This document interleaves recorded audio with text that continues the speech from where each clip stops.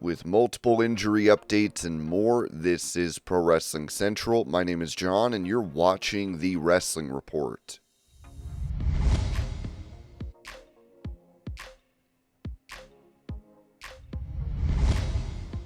After Bryan Danielson made his return to AEW off the air at Grand Slam Mexico last week, Ringside News talked about his additional appearance for the company, writing, AEW fans inside the Accesso Showwear Center in Kent, Washington got a moment they won't forget after the June 25th edition of Dynamite and June 26th Collision tapings wrapped up. Bryan Danielson made another surprise appearance, despite still not being cleared to wrestle. Danielson, who hasn't competed since losing the AEW World title to Jon Moxley at Wrestle Dream 2024, got physical in a segment designed for the live crowd after Kyle O'Reilly suffered a brutal loss to Kyle Fletcher and a post-match beatdown by Lance Archer. Max Caster interrupted as O'Reilly was preparing to speak. Caster threw out an open challenge to anyone in the building willing to fight him. To the shock of the live audience, Bryan Danielson walked to the ring. The crowd erupted as Danielson, still sidelined with neck issues, stared down Caster. But before anything could happen, Adam Cole blindsided Caster with a super kick. Danielson quickly capitalized, locking Caster in the label lock and forcing him to tap out in just 8 seconds. Danielson then grabbed the mic and told the crowd, "For one night only, I'm joining the Paragon. I'm Kyle Danielson." Wanting to send fans home happy, Danielson asked for his theme music to play. The arena exploded as Final Countdown blasted through the speakers, with Danielson joking it was the final Kyle.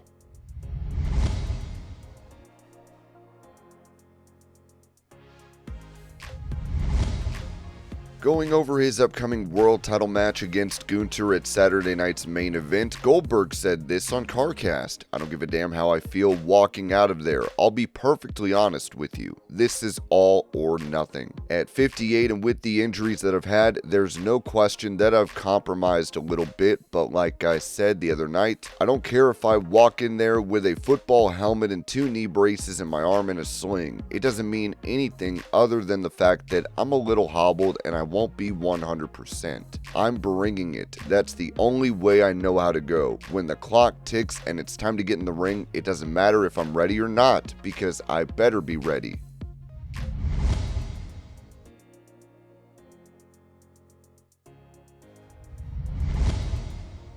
With Chad Gable being written off WWE programming on Raw due to an injury, Brian Alvarez mentioned this about it on Wrestling Observer Radio. We got a bunch of other injury notes to get into. Chad Gable is going to require shoulder surgery, which explains the angle on Raw where he got into an argument with Penta. Penta gave him the arm breaker / shoulder breaker. He sold it huge. It appears he's going to be out for a while. Dave Meltzer added, yeah, that could be 6 months or longer, yeah.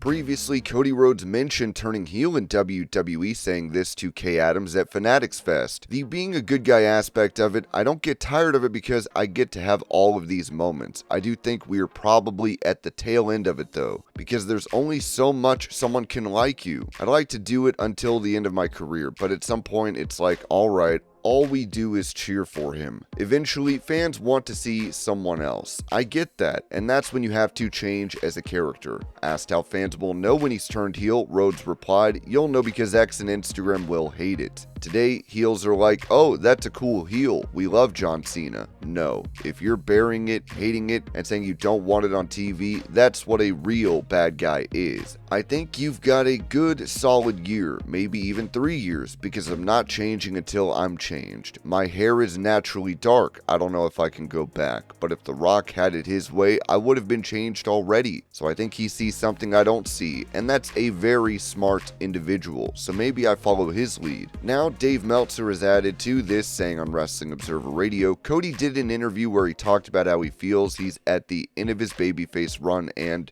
just kind of talked about how, Dwayne wants him to be a heel and he thinks Dwayne's a smart guy, and that's what he said. I was surprised he said it.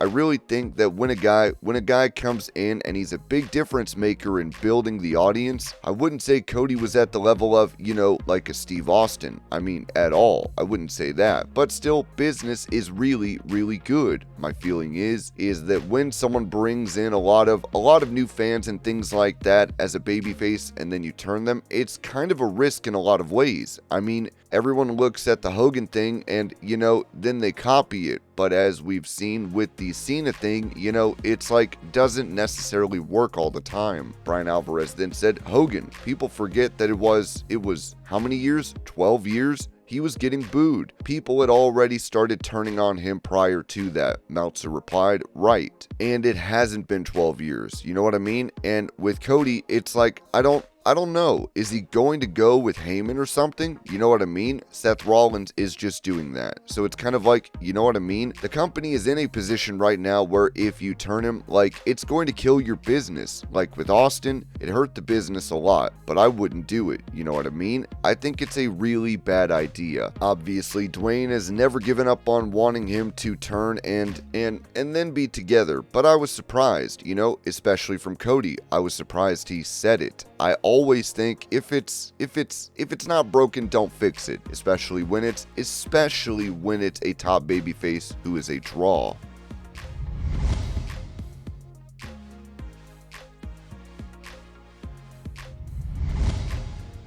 Recalling a time she dealt with a stalker, Rhea Ripley said this to Chris Van Vliet. We looked at the ring camera and there's some crazy chick at our door and I didn't think anything of it. And I was like, why does she keep ringing the doorbell and just stand there for eternity? And then we had our Australian friends who live near us and they came to pick up our mail and they go, this is for Rhea Ripley. I think it's fan mail. I was like, oh no, who the hell has my address? That's just something that people shouldn't be doing. That's kind of like crossing the line. We are normal people outside of work and we like our privacy. We like to have our normal humanity. But when I went back and I watched the Ring doorbell and this chick was like, she just came out of the movie Smile. I'm sorry if you're watching this, lady, but you were terrifying. She was scary. She rang the doorbell, she got real close to it and just smiles so creepily. Then she looks at her phone and she smiles again, and she did this for so long. She was there for like 10 minutes and then she left, came back, did it again, and then she left, and then she came back wearing something different and rang the doorbell. I was just like, this lady really thinks that we're home. The cars are there because we left them there. If I were home, I wouldn't know what to do. If I opened the door and she was just standing there, what could have happened? She could have done something. I don't know. You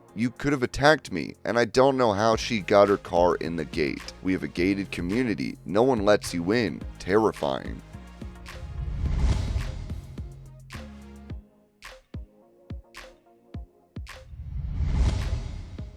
Giving information on how he is feeling physically as he has been out of action from WWE since April, Rey Mysterio told La Platica, I feel like I've been blessed with the amount of injuries because my back is clean, my neck is clean, like no injuries on my back. You would think the first thing that would go out is probably your back with everything that you do, landing constantly on it. But for me, because of everything that I do, my style, my knees are the ones in jeopardy all the time. With 11 ACL and meniscus tears, many expected one of his knees to be compromised.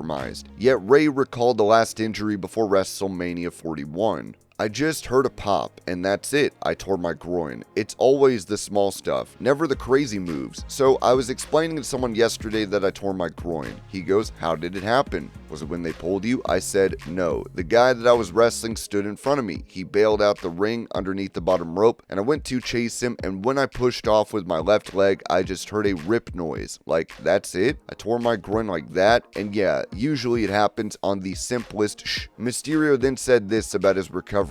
Good, pretty good. I started my PT, not to mention, I had a busted eardrum as well, so I fixed that during my time off. I'm on the road to recovery. I should be back hopefully by August.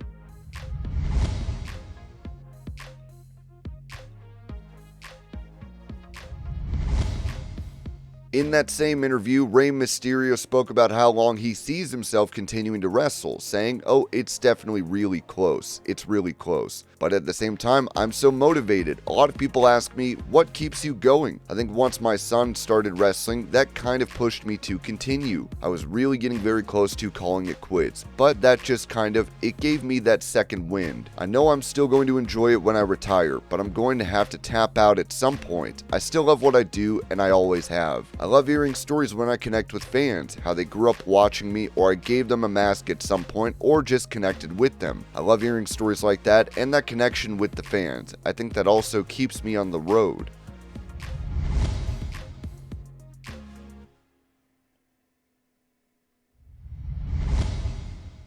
Talking about Kevin Owens being out of action due to injury, Bryan Alvarez noted on Wrestling Observer Radio, Kevin Owens has not had his neck surgery yet. He is currently waiting. They're letting his spinal cord heal as much as it can on its own, and then when they go for surgery, they'll find out how extensive it's going to be, depending on how the spinal cord looks at the time. They're looking at mid-July, and he says hopefully it is a normal neck fusion. It might not be, we don't know. And he said that everything had been fine till I guess about a week ago, and then all of a sudden he got symptoms he would expect somebody with spinal cord injury to have in the last week. He said pain in the neck, going down the arms, legs not really responding, all happening in the last week. It's been brutal and he cannot wait for surgery. So man, all the best to him as well. That is no fun. Dave Meltzer added, yeah, I heard originally he was going to surgery pretty quick, and I guess he had a lot of swelling that they had to, wait for it to heal, and they're still waiting, I guess.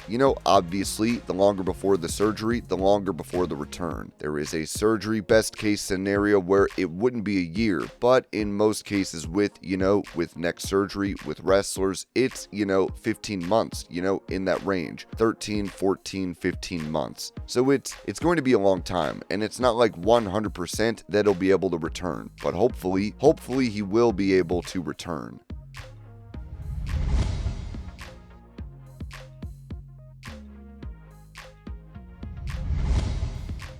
Roman Reigns might be returning to WWE programming in the near future, with Ringside News writing that, according to WrestleVotes, sources have confirmed Reigns' name has popped up internally in recent weeks, which is usually a major sign that WWE is getting the wheels turning for his comeback. With SummerSlam just around the corner, all signs are pointing to Reigns making his presence felt in time for the company's biggest summer event. And this was your pro wrestling news update. I hope you're all having a great day. Thank you so much for watching, and I will see y'all later.